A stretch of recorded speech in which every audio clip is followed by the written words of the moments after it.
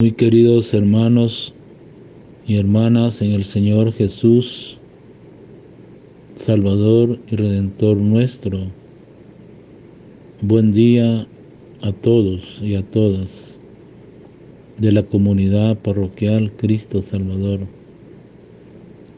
Hoy nos encontramos ya en el día martes 10 de noviembre y la liturgia nos pone la memoria obligatoria de San León Magno, Papa y Doctor de la Iglesia, en esta semana 32 del tiempo ordinario.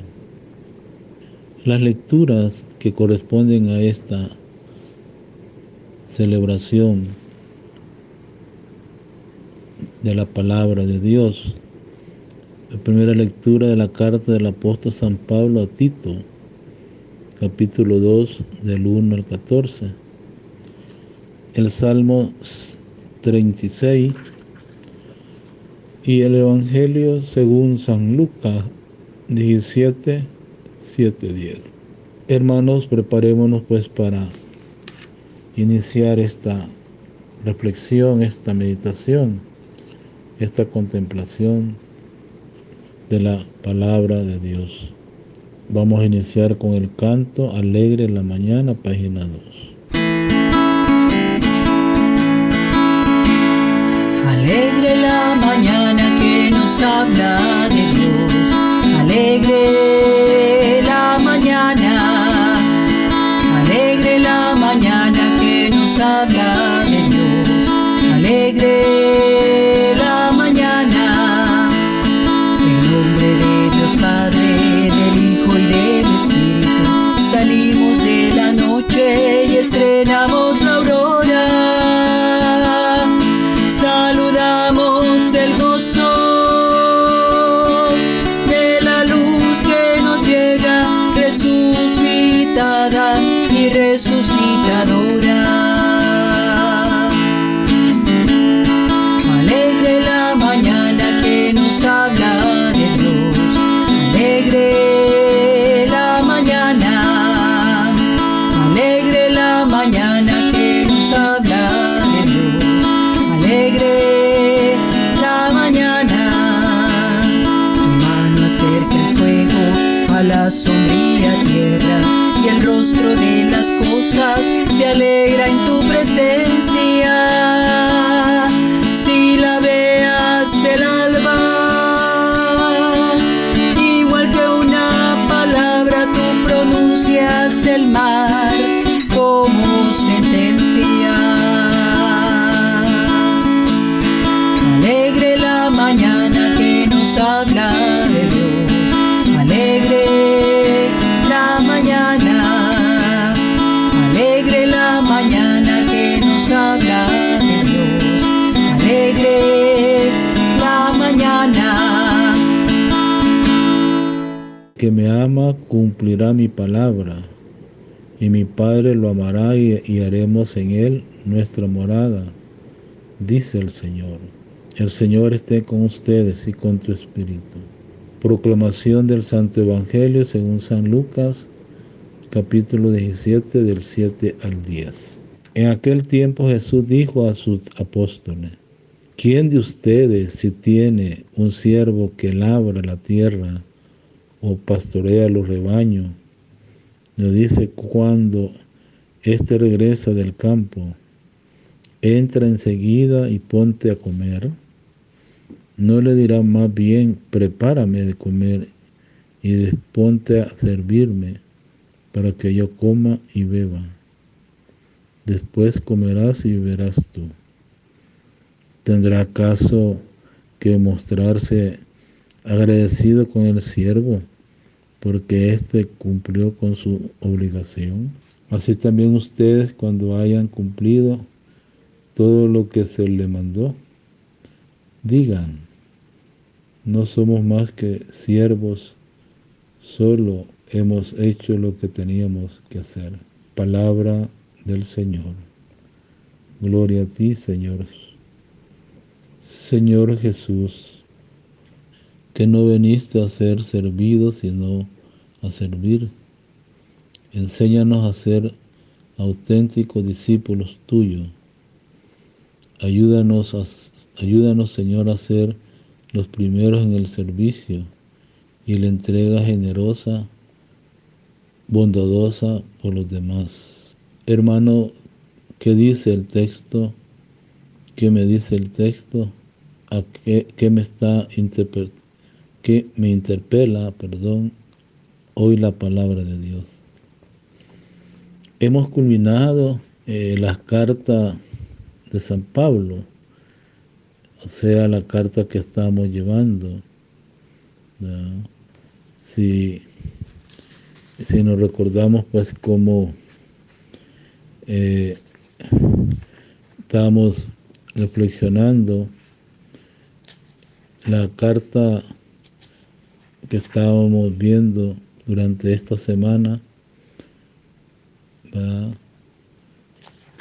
Esa carta muy importante que nos decía San Pablo a los filipenses. Hoy iniciamos la carta que Pablo nos dice hoy, ¿ya?, a Tito, que también es un obispo. Tito, como pastor de la comunidad de Creta, debe saber enseñar oportunamente a todos. Pablo, que es el maestro, le dicta unas consignas que debe transmitir Tito a las diversas clases de personas de su comunidad, y sobre todo cómo debe comportarse él mismo. Los ancianos, dice el texto de esta carta a Tito, que sean sobrios, serios y bien pensados, robustos en el amor y la paciencia. A las ancianas, que sean decentes en el porte, no chismosa, ni dada al vino. Los vinos de Creta eran tan famosos y que den buen ejemplo a todos, especialmente a los familiares, a los más jóvenes. Y a los jóvenes, dice Pablo en la carta de Tito, que tengan ideas justas y se presenten como modelo de buena conducta. Es importante dar el ejemplo, los adultos, a los jóvenes, y los jóvenes ver en ellos la experiencia.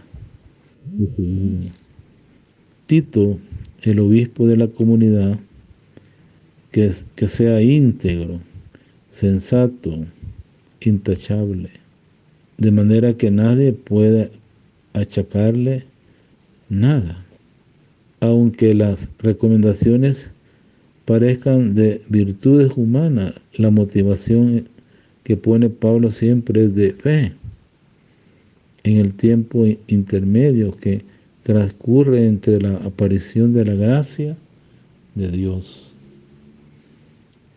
hasta la aparición gloriosa de nuestro Señor Jesucristo. Por eso los cristianos debemos, óigase bien, llevar una vida no según los deseos que el mundo nos presenta, los deseos mundanos, sino sobria, honrada, religiosa, de un modo que seamos un pueblo purificado, dedicado a las buenas obras, ya que Jesús se entregó por nosotros para rescatarnos de toda impiedad. Tanto la motivación como los ejemplos siguen siendo válidos todos. Por eso Pablo dice: creer en Cristo Jesús tiene consecuencia en nuestra vida cristiana. Al examen que ayer nos invitaba a hacer Pablo, hoy se añade nuevos matices. Nos podemos preguntar si en verdad somos robustos en la fe, en el amor, en la paciencia, si somos sobrios y serios, si somos bondadosos y sumisos unos a otros. modelo de buena conducta para los que no ven de casa y de afuera de casa.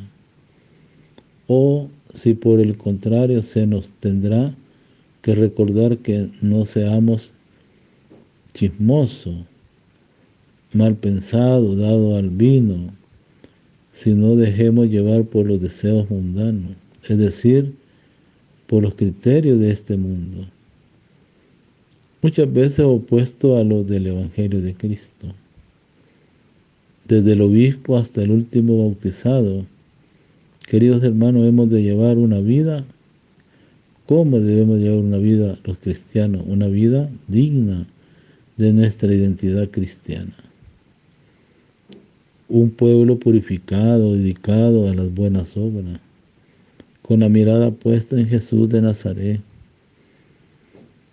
Unos a otros hemos de ser de buen ejemplo. Los ancianos, dice Pablo, para los jóvenes y los jóvenes para los ancianos. Los responsables para la comunidad y todos para la sociedad que nos rodea, de modo que no puedan criticarnos por ninguna conducta inconveniente, solo para partir de esa base de las virtudes humanas. Podremos, hermano, avanzar en otro aspecto más elevado. De nuevo el Salmo insiste en las cualidades básicas del cristiano. Por ejemplo, hace el bien, practica la lealtad, sea el Señor tu delicia, apártate del mal y haz el bien. Son recomendaciones de Pablo y Tito como obispo de la comunidad. A Pablo, le preocupa mucho la ortodoxia de la doctrina que Tito enseña. Habla lo que es conforme a la sana enseñanza. En la enseñanza sé íntegro y grave, pero sobre todo quiere que el mismo pastor de la diócesis dé un ejemplo intachable a todo.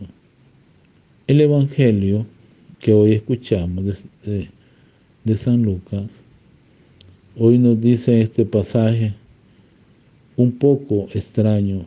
Parece como que si Jesús defendiera una actitud tiránica del amo con su empleado. Cuando éste vuelve del trabajo del campo, todavía le exige que le prepare y le sirva la cena. Jesús no está hablando, hermanos, aquí de las relaciones laborales, ni alabando un trato caprichoso.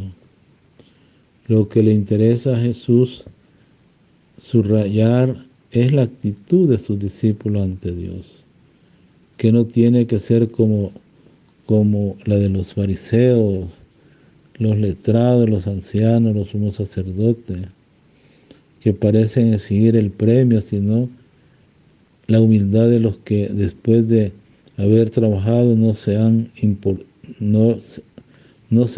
importancia y son capaces de decir: somos unos pobres siervos, hemos hecho lo que teníamos que hacer. Hermanos, tenemos pues que servir ¿a quién? A Dios, no con el propósito de hacer valer luego unos derechos adquiridos, sino con amor gratuito de hijo. Y lo que decimos en nuestra relación con Dios también se podría aplicar a nuestro trabajo comunitario, eclesial o familiar. Si hacemos, hermano, el bien, que no sea llevando cuenta de lo que hacemos, ni pasando factura, ni pregonando nuestro mérito. Que no recordemos continuamente a la familia o la comunidad todo lo que hacemos por ella y los esfuerzos que nos cuesta, sino gratuitamente, como lo hacen los padres en su entrega total a su familia, como lo hacen los verdaderos amigos que no llevan contabilidad de los favores hechos. Pero también, hermanos, con la reacción que describe Jesús en el Evangelio de Lucas, hemos hecho lo que teníamos que hacer. Somos unos pobres siervos. ¿Cuántas veces, hermanos, nos ha enseñado Jesús que trabajemos gratuitamente por amor? Eso sí, seguro de que Dios no se dejará ganar en generosidad. Alégrense y salten de gozo, que su recompensa será grande en el cielo. Lucas 6, 23. Porque con la medida con que midan, se la medirán. Lucas 6, 38. Queridos hermanos, si al final de la jornada nos sentimos cansados por el trabajo realizado durante el día en la jornada, seguro que también estaremos satisfechos, porque nada produce más alegría que lo que se ha logrado con sacrificio. Pero sin darnos importancia ni ir diciendo a todo el mundo lo cansado que estamos. Entre otras cosas, ¿por qué también los otros trabajan? Y además, si hemos recibido gratis de Dios, es justo que demos gratis sin quejarnos demasiado a nadie. Nos alaba ni nos aplaude. Dios seguro que si no está aplaudiendo, si hemos dado con amor. Qué importante es pues lo que hoy nos dice, y no olvidemos pues que este día en la memoria celebramos a este gran santo, San Gregorio Magno, ¿verdad? Un gran papa, ¿verdad? Papa de la Iglesia, o sea, y doctor de la Iglesia. Por eso, el origen de San León Magno, el Papa, es de origen toscano. Subió a la cátedra de Pedro en el año 440 y desarrolló una acción decisiva sobre el destino de la Iglesia y del imperio.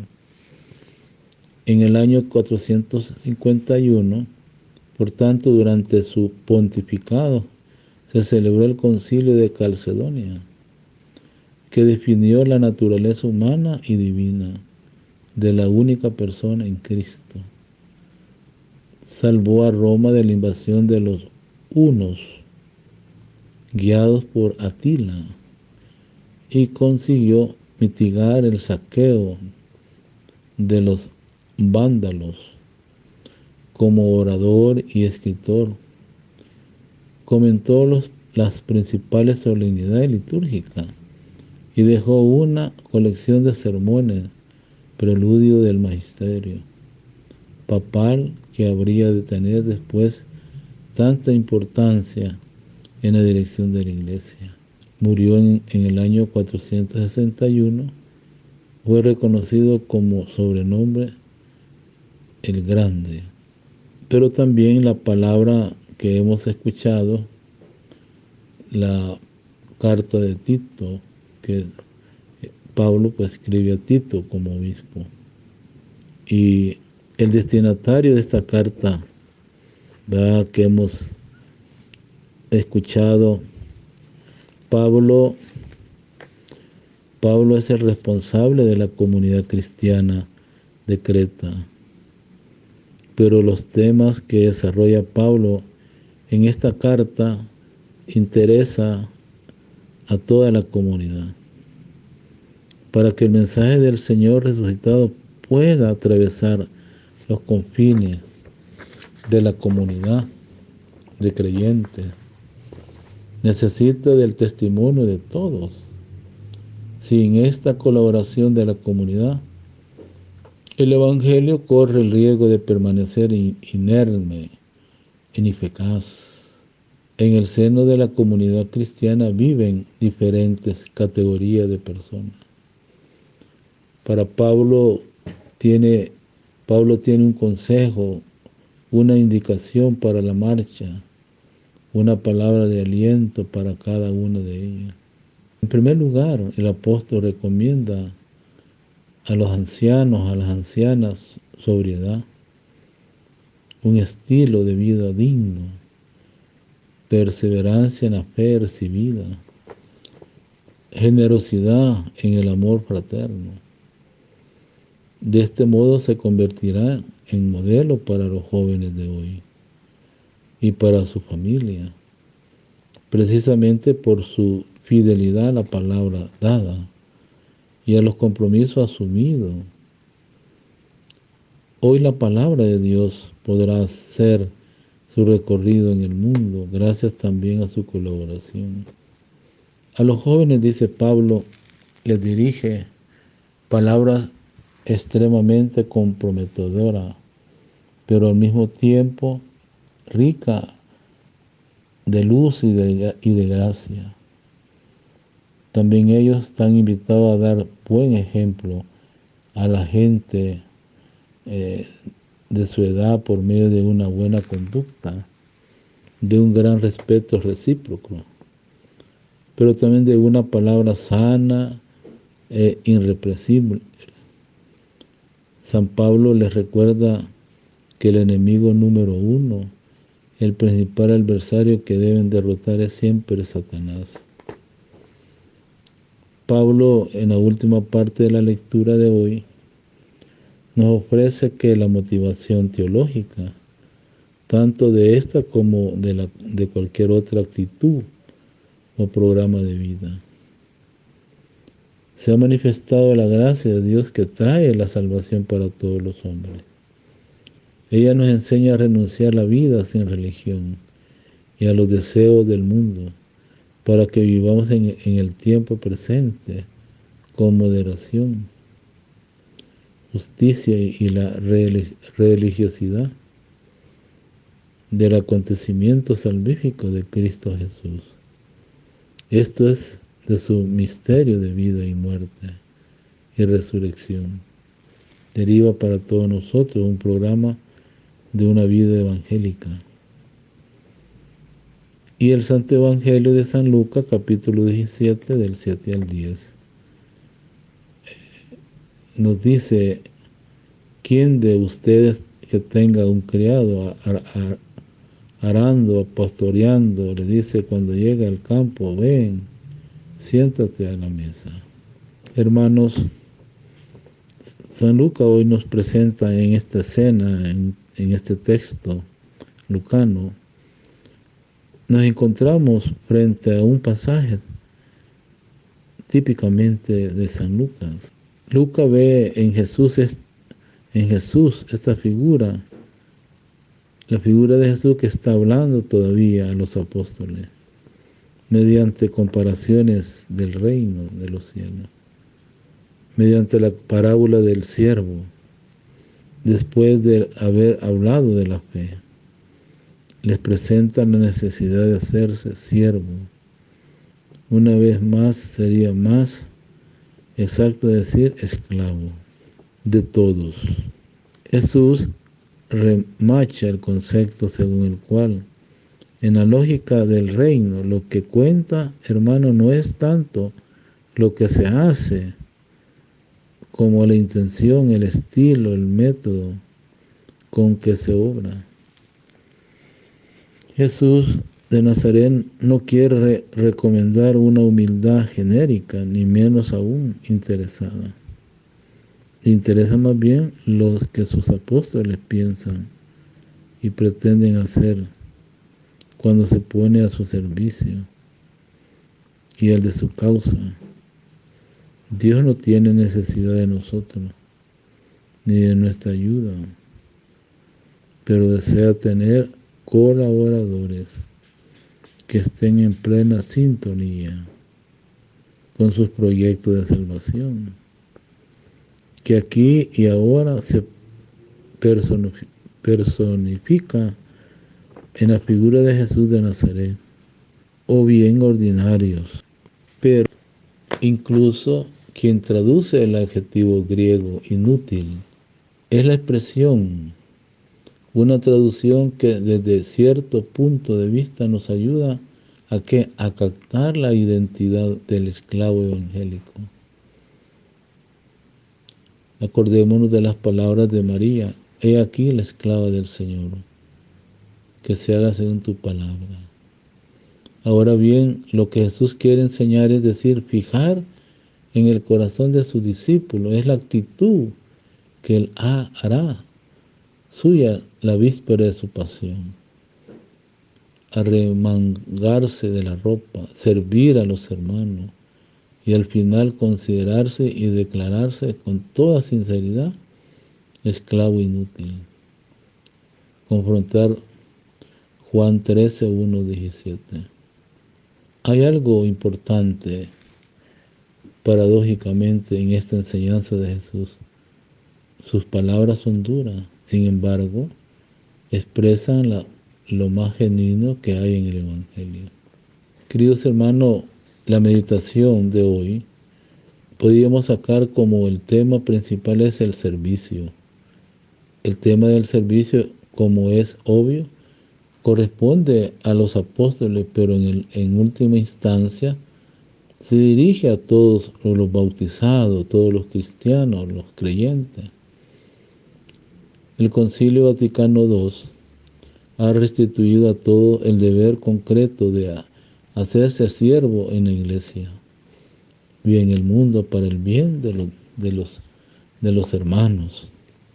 Se trata de una tarea. ¿Cuál es la tarea que deriva de la gracia del bautismo, que hace nacer en cada uno de nosotros el derecho, el deber de interesarnos por el bienestar de los hermanos, en virtud de la gracia que hemos recibido? Lo que dice Jesús en el Evangelio a los apóstoles le atribuye el evangelista San Lucas también a María de Nazaret. En efecto, en el relato del anuncio en que el ángel le abre a María la perspectiva de una extraordinaria maternidad, le responde esta: aquí está la esclava del Señor. Lucas 1:38. Un poco más adelante, hermano, en su gran oración y alabanza y de un agradecimiento exclama: la bienaventurada María siempre ha mirado la humildad su sierva, literalmente a la esclava. También Pablo en la carta a los Filipenses dice de Cristo: tomó la condición de esclavo, se hizo semejante a los hombres, y en su condición de hombre se humilló a sí mismo, se rebajó a sí mismo. Nos encontramos, pues, hermanos, constantemente frente a las mismas expresiones que no por casualidad aparecen en los escritos de Pablo y de Lucas, sus discípulos. La actualidad de este mensaje no necesita ulteriores precisiones. Hoy, en efecto, no es raro ver a personas que quieren ser útiles a los demás, sin considerarse, no obstante, inútiles ante Dios. Sucede que con su bastante frecuencia encontramos a personas que desean servir a los demás, pero tal vez la falta de voluntad de adoptar este método evangélico del servicio a los otros y empapado de verdaderamente a la caridad, de absoluta gratuidad, de profunda humildad. Queridos hermanos, en la oración que podríamos hacer hoy nosotros, podemos expresar esas palabras.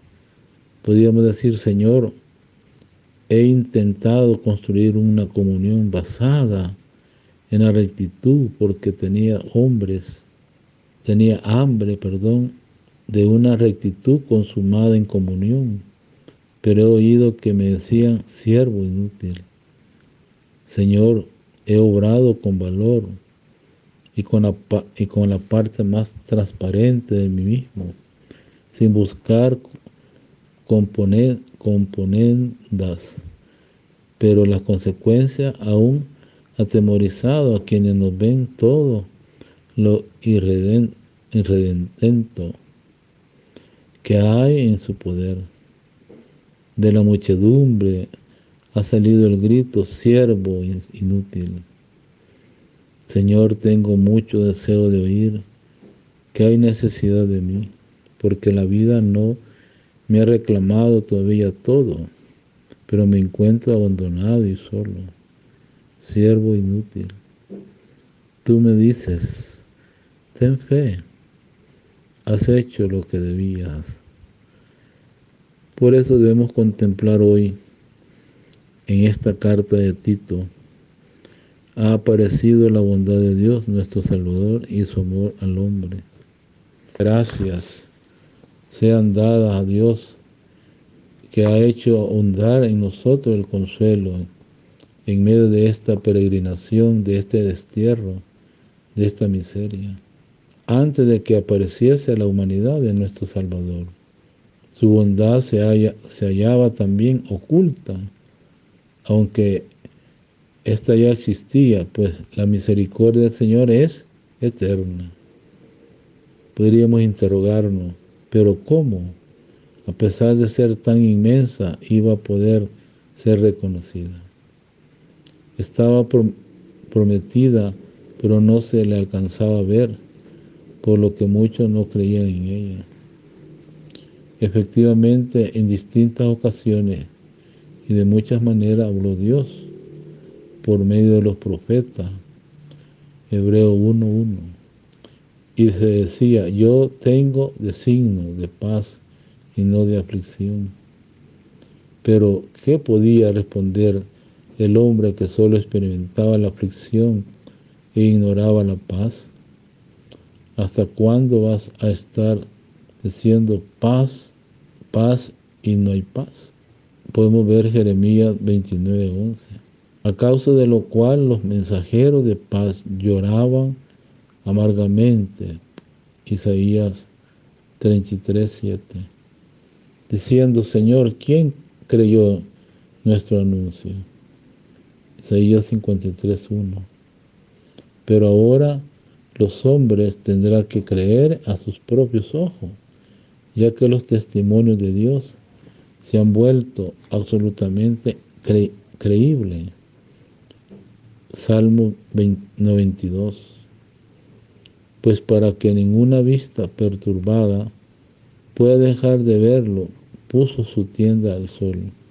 Salmo 18. Queridos hermanos, pero de lo que se trata ahora no es de la promesa de la paz, sino de su envío, no de la dilatación de su entrega, sino de su realidad, no de sus anuncios proféticos, sino de su presencia. Es como si Dios hubiera vaciado sobre la tierra un saco lleno de su misericordia, un saco que habría de desfondarse en la pasión para que se derramaran nuestros precios ocultos en él. Un saco pequeño pero lleno ya que un niño se nos ha dado. Isaías 9:5. Pero ¿en quién habita toda la plenitud de la divinidad? Colosenses 2:9. Queridos hermanos, ya pues que cuando lleguemos la plenitud del tiempo, hizo también su aparición, la plenitud de la divinidad. Vino en carne mortal, para que al presentarse así, antes quienes eran carnales, en la aparición de su humanidad, se reconociese la bondad porque cuando se pone de manifiesto la humanidad de Dios, ya no puede mantenerse oculta su bondad. ¿De qué manera podríamos manifestar mejor su bondad que asumiendo mi carne? La mía, dice el Señor, no la de Adán, es decir, no la de Adán tuvo antes del pecado. ¿Hay algo que pueda declarar más inequívocamente la misericordia de Dios que el hecho de ser aceptado en nuestra miseria? ¿Qué hay más rebosante de piedad que la palabra de Dios convertida en tan poca cosa por nosotros? Señor, ¿qué es el hombre para que te acuerdes de él? El ser humano para darte poder. Salmo 8. Queridos hermanos, que se deduzca de aquí los hombres, los grandes, que es el cuidado de Dios, tiene ellos, que se enteren de lo que Dios piensa y siente sobre ellos.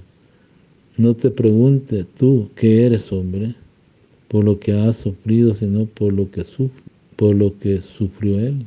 Hermano, se deduce de todo lo que sufrió por ti Cristo, en cuanto te tasó, y así su bondad se te hará evidente por su humanidad. ¿Cuántas más pequeñas se hizo en su humanidad? Tanto más grandes se reveló en su bondad, y cuántas más se dejó envilecer por mí. Tanto más querido me es ahora. Ha aparecido, dice el apóstol, la bondad de Dios nuestro Salvador y su amor al hombre. Tito 2:11. Grandes y manifiestos son, sin duda, la bondad y el amor de Dios. El gran indicio de bondad reveló quien se preocupó de añadir la humanidad, el nombre de Dios. ¿Cuál es la acción que podríamos frecuentar y vivir hoy de la palabra? Se ha manifestado la gracia de Dios. Tito 2:11. Queridos hermanos, tenemos que tener la edificación espiritual, o sea, esa lectura espiritual personal. Para la lectura espiritual, la vida, hermanos, es una oportunidad, cógela. La vida es belleza, admírala. La vida es bienaventuranza, saboréala. La vida es un sueño, conviértala en una realidad. La vida es un desafío, afróntalo. La vida es un deber, cúmplelo. La vida es un juego, juégalo. La vida es preciosa, cuídala. La vida es una riqueza, consérvala. La vida es amor, gózala. La vida es un misterio, descúbrelo. La vida es promesa, cúmplela. La vida es una tristeza, supérala. La vida es un himno, cántalo. La vida es una lucha, combátela. La vida es una aventura, correla. La vida es felicidad, merécela. La vida es la vida, defiéndela. Queridos hermanos, pues esta palabra de Dios pues nos invita a esto, y pensemos pues que al escuchar hoy pues esta palabra de Dios que nos invita pues a reflexionarla, a vivirla, ¿verdad?, en nuestra vida como cristianos. Pensemos pues que Jesús siempre nos invita a eso. Terminemos con la reflexión.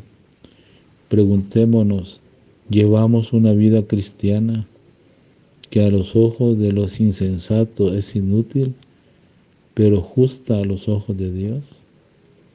¿Servimos al Evangelio con la certeza de que nuestro servicio es inútil, pero necesario? Oremos. Nuestra vida te pertenece, Señor, porque de ti la hemos recibido. Por eso, hoy te presentamos todo nuestro ser como una ofrenda perenne de amor. El Señor esté con ustedes y con tu espíritu. Que la bendición del Dios Todopoderoso, Padre, Hijo y Espíritu Santo, descienda sobre ustedes, permanezca para siempre. Amén. Pasen buen día en este día martes, ¿verdad? Deseándole pues la paz, la felicidad, la ternura, el amor, y ustedes también ofrézcansela a la gente. Pasen bendito día a todos ustedes, queridos hermanos y hermanas, queridos hijos. Padre Joaquín Álvarez, párroco de la parroquia Cristo Salvador Sacramento. Buen día a todos.